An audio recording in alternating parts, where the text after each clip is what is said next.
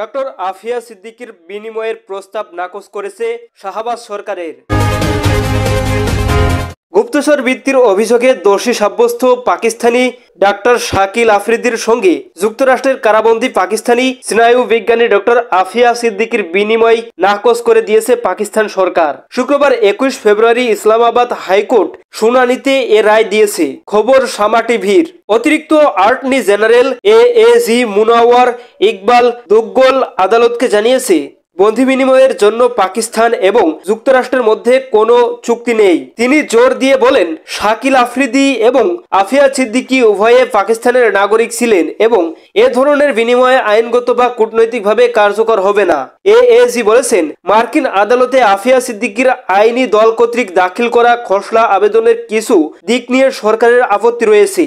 আদালত এ.জি.কে আগামী শুক্রবারের মধ্যে সরকারের কাছ থেকে নির্দেশনা নিতে এবং এই আপত্তিগুলোর ওপর বিস্তারিত প্রতিক্রিয়া জানাতে নির্দেশ দিয়েছে।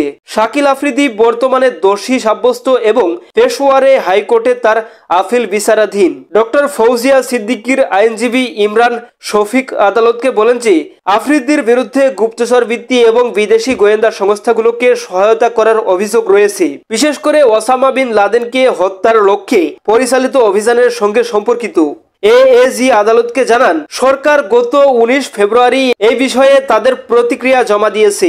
সাবেক মার্কিন president Joe Biden doctor Aafia সিদ্দিকীর আবেদন প্রত্যাখ্যান করেছেন, কিন্তু প্রধানমন্ত্রীর চিঠির কোনো জবাব দেননি।